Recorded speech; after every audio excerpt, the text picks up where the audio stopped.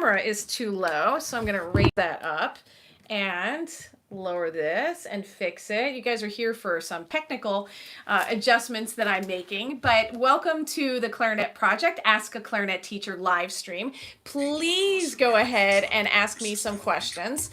Put them in the chat bar. And I've also added the YouTube thing that, and this is embarrassing that I didn't look up the name of it, but it's the one where you can pay the money and get your comment bumped up to the top, whatever that is. And the reason why I added that feature is because a lot of times during Ask a Clarinet Teacher, especially when it starts to get really busy in about 10 minutes, it is very hard for me to see questions, and I miss a lot of questions.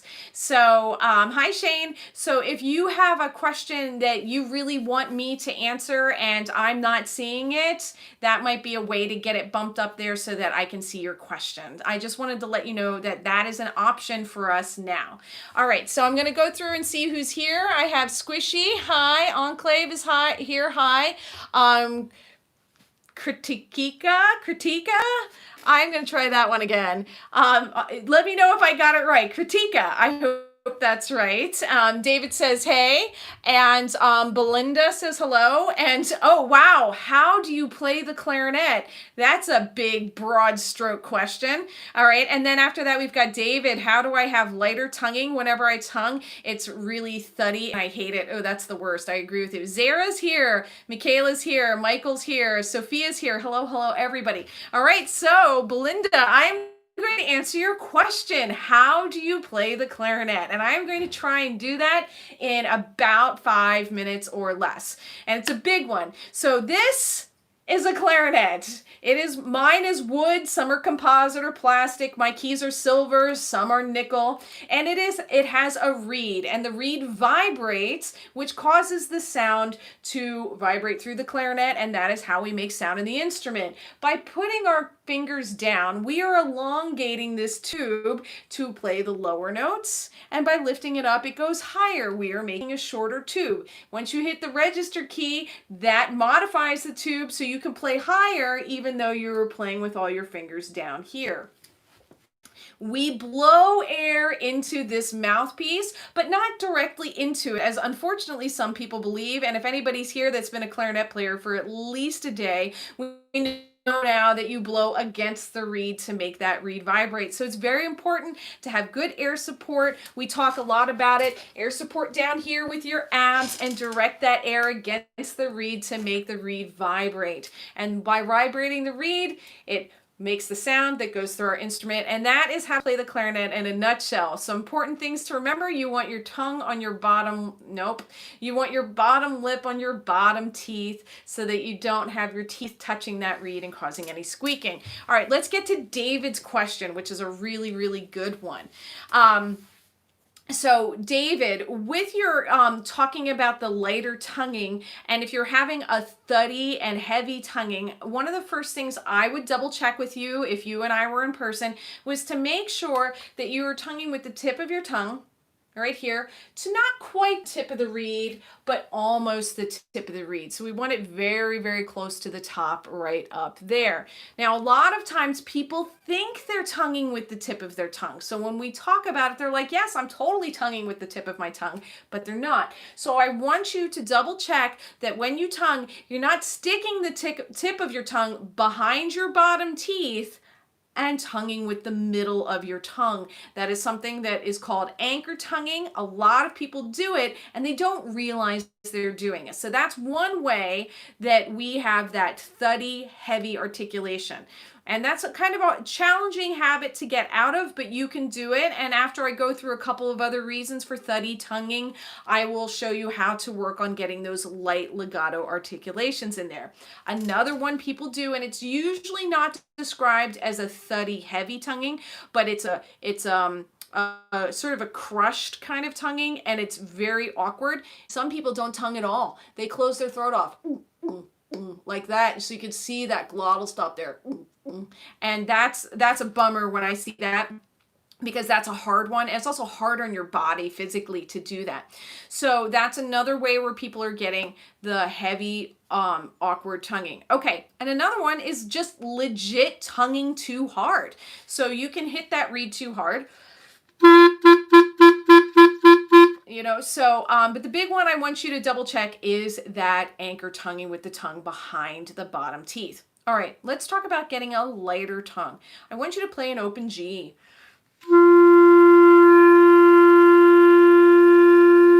And I have this exercise written down on Musescore, and I also have a video on how to do this on the YouTube channel. So if you want to go watch it there, you can, or you can sort of wade through this live stream to get back to this point.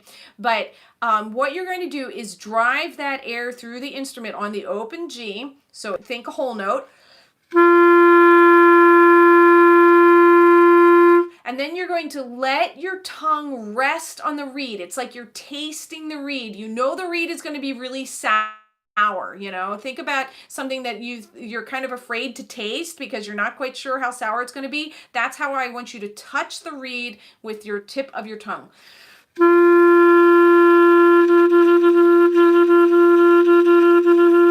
Like that. There'll be a buzz. You'll feel it. It'll tickle your tongue. And then ideally, if you're driving your air hard enough, the reed will vibrate so strongly, it's going to bounce your tongue off of that reed.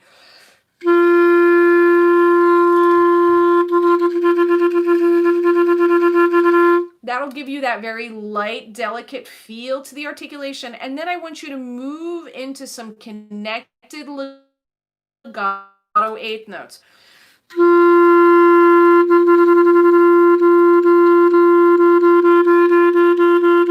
And move into 16th notes from there. The trick with articulations is to think legato. It's really all about the air, and the tongue is just interrupting that reed from vibrating. That's actually why I prefer using the word articulations than tonguing. Tonguing, for some reason through the years, it carries a little bit of baggage with it, with hitting that reed. And so you want to just stop the reed from vibrating. It's like a little skip, like you're skipping a rock over water. The water is your breath support, your air that's constantly there, and that skip is that very light articulation on top of the surface of the water, which is that vibrating reed. Another great way at it is, those sprinkler systems that go like that, and they turn and the water shoots out and it's interrupted. That's what you want to do with your articulations. There's another great way to practice that, which is some scales. So definitely practice those legato connected articulations and move from there with your shortening and your separating. All right, I'm going to go on to the next question. So Zara says hello. Michaela says hello. Michael Evans, hello from Texas. Hello from Virginia. Sophia, hi. Belinda, hi. Zara, to answer your question, I won't be able to. So Zara is asking me if I got, or Zaira is asking me if I got their address for the sticker giveaway, which I did last week, and my car got rear-ended by a truck in my driveway, so I have a little bit of delay in getting the stickers out to people because my car is going to be in the shop. So but they will go out for you sticker winners. And for other people that are here, if you are new here, stick around because I'm going to be doing some other live streams coming up. I've been getting a lot of people asking me about reeds. There are a lot of you out here that need reeds, so I'm going to be doing some reed giveaways with D'Addario. So keep your eyes open for that. All right, Melinda says hi. Sophia says, I need help with my chromatic scale. Ooh, we all need help with our chromatic scale. So let's talk about how to practice the chromatic scale. And one of the best ways with practicing a chromatic scale is to break it up into pieces. This is a good way to practice many things. It's a great way to practice pieces like the Mozart Clarinet Concerto. It's a great way to practice it's all your scales, break it up into pieces, especially chromatic scales, especially difficult clarinet music. And frankly, when you're studying and trying to learn something, breaking up into pieces works there too. All right, let's talk about how to break it up into pieces. When I talk about the chromatic scale, when I'm working with students and teaching it to them, I break it up into groups of 5. What really is happening though is it's like this: 1 E and a 2. right? So we want to land on that next beat, and then we're going to start on that beat and move into the next beat. So we're dovetailing. Let me show you what I mean. We're going to start here on E. You have your low E down here. If you lift it up for the F, you can leave this pinky down for F, then move into F sharp, G, G sharp. Those are our 5 notes. Don't play them yet. Talk about them. Say the number of the note. 1, 2, 3, 4, 5. And say it very strong and very rhythmic. This is a Leon Rushnov technique. If you say it like this, 1, 2, 3, 4, 5, you're going to play it like 1, 2, 3, 4, 5. So you want to do 1, 2, 3, 4, 5. Very confident and powerful. 1, 2, 3, 4, 5. And then you're going to play it. And then do the next 5. 1, 2, 3, 4, 5. And then the next 5. 1, 2, 3, 4, 5. And then put them together.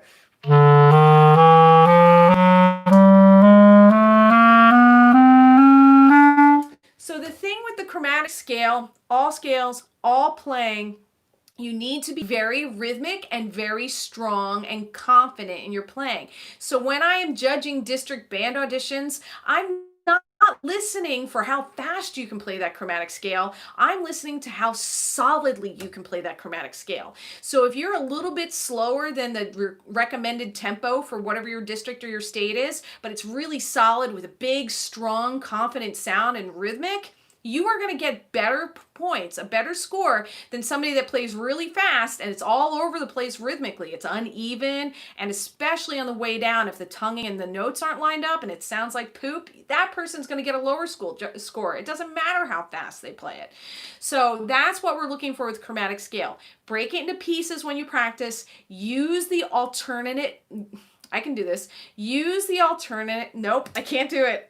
Try it again. Use the alternate fingerings in there. So you want to use this side F sharp so you're not flipping. That's going to slow you down and give you an open G in there. You want to use this sliver key for the B, not flip it, because it's going to slow you down and get a C in there. So know the correct fingerings for the chromatic scale as well. That will really, really help you just make it really solid and reliable, which is what we want, especially when we're auditioning. Okay, next question.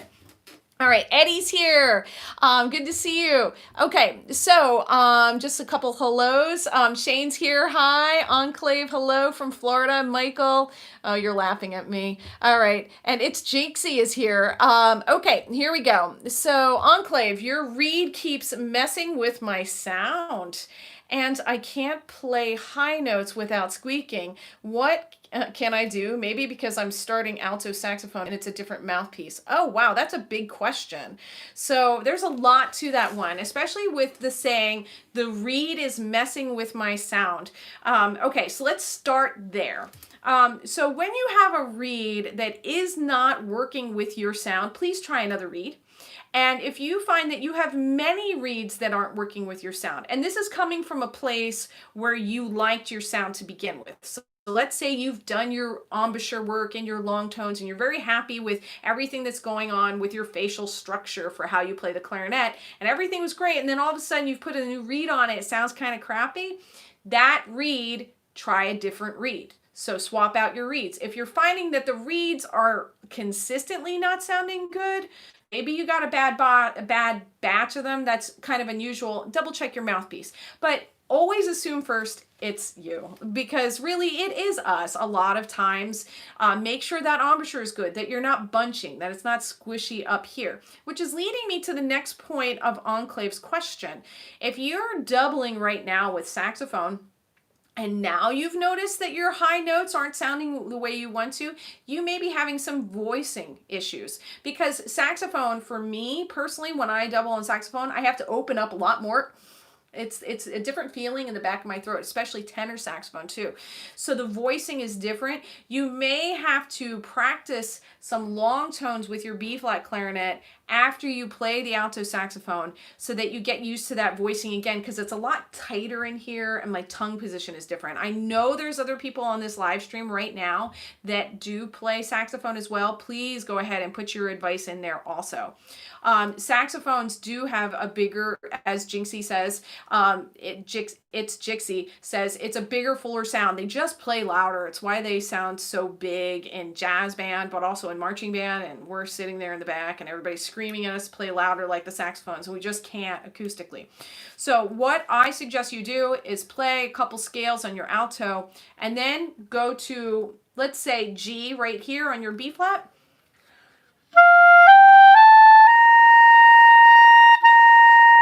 And just play up into there and then up into the altissimo. And just get back into that feeling of it and then go back to the saxophone. So you might actually have to practice the transition between the two instruments to get back to where you were. All right, that's a good question. All right, thank you. All right, so we have more people to say hello to. Now I'm leaning over to my computer here because I can't read everybody's stuff on my phone. All right, here we go. Zara, okay, so much. I was just worried that you didn't. Oh, we're talking about our thing. We're good.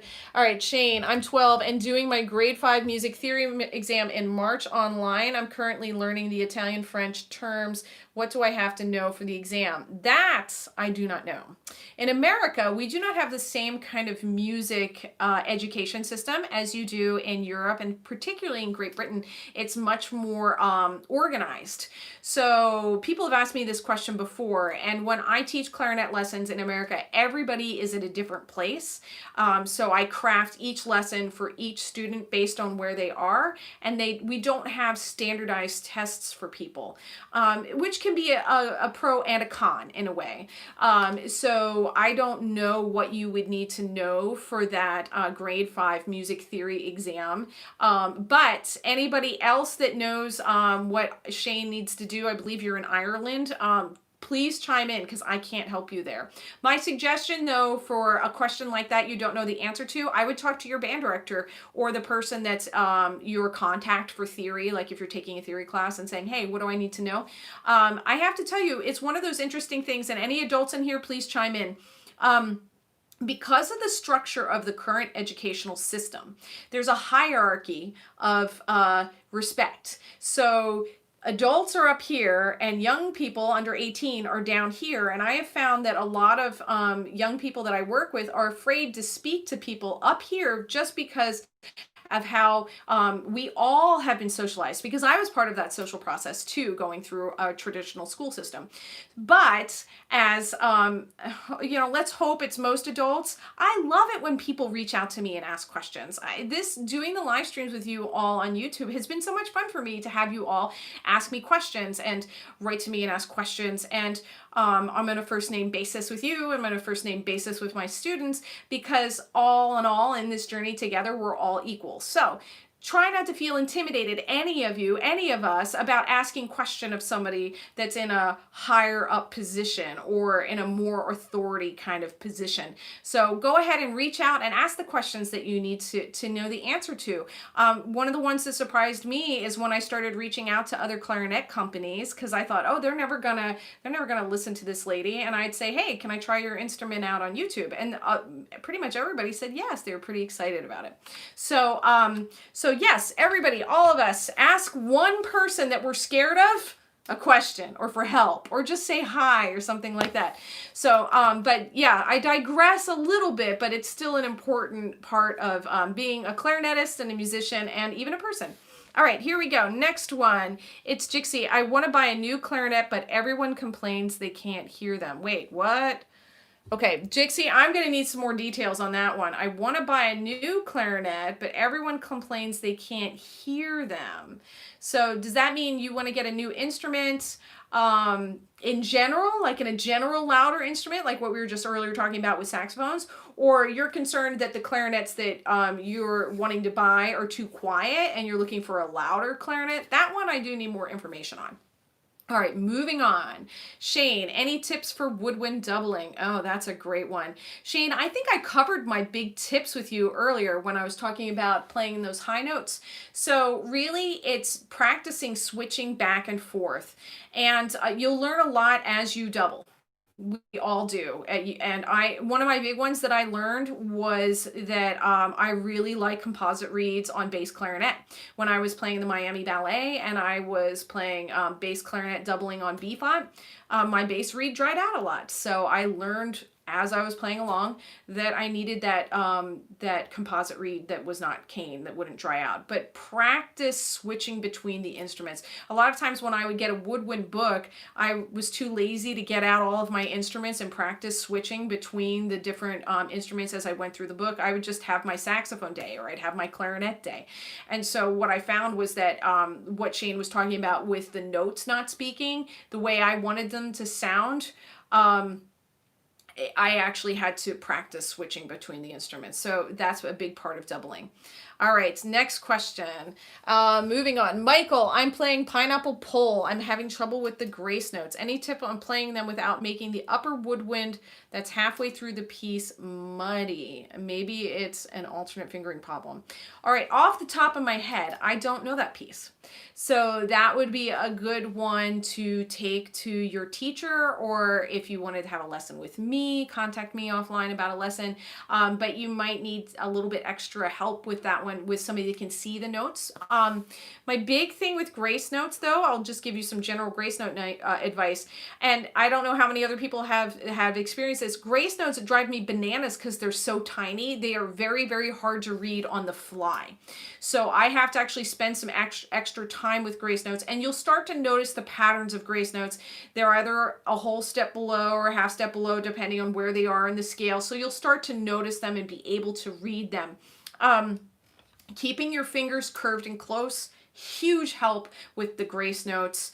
And then you did mention the alternate fingerings. Absolutely, there are so many fantastic alternate fingerings out there. There's a great Ridenour book with altissimo fingerings, but if you were to just Google alternate fingerings for grace notes, you'll probably find a bunch of fingering charts there too. Keep your fingers curved and close. Take that time at home just to practice that little spot with the grace notes. And I practice them slow, the notes slowly, and I'll practice the grace note slowly, but then sometimes I'll practice the main note slow and then the grace note quickly. So, you know, we have to practice the actual speed of that note too. Keep those fingers close. I cannot reiterate that enough. It's amazing the hand positions I see on clarinet players. As close as you can. Think about pianists. They have this whole keyboard that they have to work with, right? But before they ever start playing, they put their hands into position. We don't have to worry about that. We can keep our fingers curved and closed all the time. Okay, moving on. Pineapple Pole. Okay, some comments that you guys are having in here are being held back by YouTube as well. So for instance, it's Jixie. Shane, I believe you should play instruments that have the similar fingerings. For some reason, YouTube held that one back, so I'll show that one. Okay, moving on. All right, I'm going to try and get to some other people here because I'm definitely hitting the same people over and over again. Okay, Sophia, is it hard to learn the flute when you know how to play the clarinet? I want to do flute and clarinet. Oh, please, everybody comment on Sophia's comment here because I would like to just share my personal experience. There are many, many, many clarinet players that double on flute. It sounds fantastic in jazz. All the Broadway books, everybody that plays on Broadway pit orchestras, they all double on flute. I cannot get a sound out of the flute to save my life. It is a huge challenge for me. It shot down my Broadway pit career and sent me into the classical music world because I could not get a sound out. I believe you have to open up your oral cavity even more. The way you play a flute is a lot different than a clarinet than it is. I mean, I have to have real tight, nice embouchure in here. And so for flute, for me, it's a big challenge. But don't let that stop you, Sophia. Just because I failed at it doesn't mean that you will. And please, anybody else, share your experience, because I know a lot of other people that have done just fine with that. Okay, Eddie, I wouldn't suggest new clarinet for being louder, but I would suggest a different reed mouthpiece setup. Okay, yeah, so Eddie, I believe, is answering the question of the person looking for the clarinet, and I forget your name already, sorry. I like how it says, I'll let Michelle confirm, and then you're like, Katina. Okay, so yeah, I'm not quite sure what that person was asking. So if you are asking to play louder, I'm going with Eddie on this one as well. Try a different mouthpiece setup, try a different reed setup, and also work on building that volume yourself. You know, I was just teaching some lessons earlier before I got here, and we were working on long tones and we were working on playing louder. And that's actually something we can practice. Please, please, please, when you're working on playing louder, practice playing louder with a beautiful sound. You don't want it to get spread. You don't want it to get away from you. I have a couple videos coming up where we're talking about intonation. And another one is when we play louder as clarinet players, our pitch is going to drop, and it's going to drop a lot. So you want to pay attention to all of those things when you're working on playing louder. Okay. Sophia, yes, I do private lessons. You can send me an email at csweetie@gmail.com. I have that information on the YouTube channel in the About Me section also. Okay, yes, Shane, I would absolutely agree with you that fingerings on the flute are easier. They are, because we have a register key, not an octave key.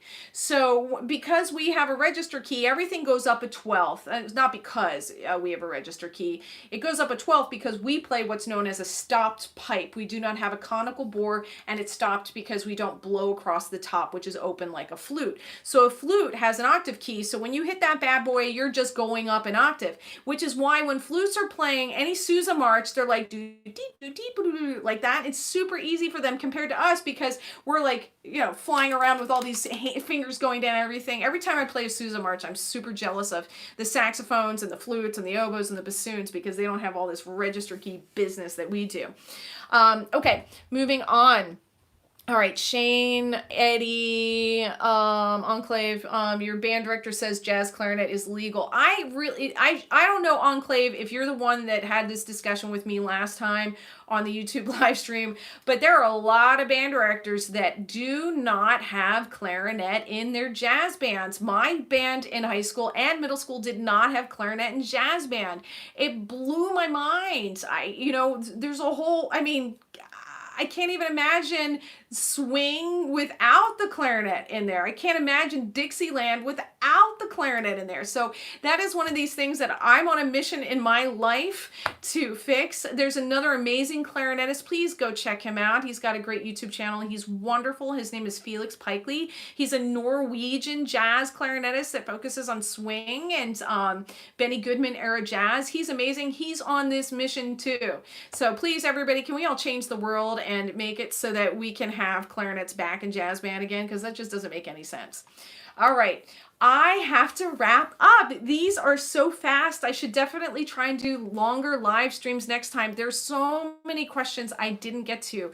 I apologize if I missed your question. In the future, next time, I do have that YouTube thing that gamers do where you can spend a little bit of money, like $2 or $3, to have your question bumped up to the top so that I can see it, or try and get here early so that you can get your question in there earlier. I apologize for not being able to get to all the questions. I do like seeing everybody being able to chat with each other and give advice to each other.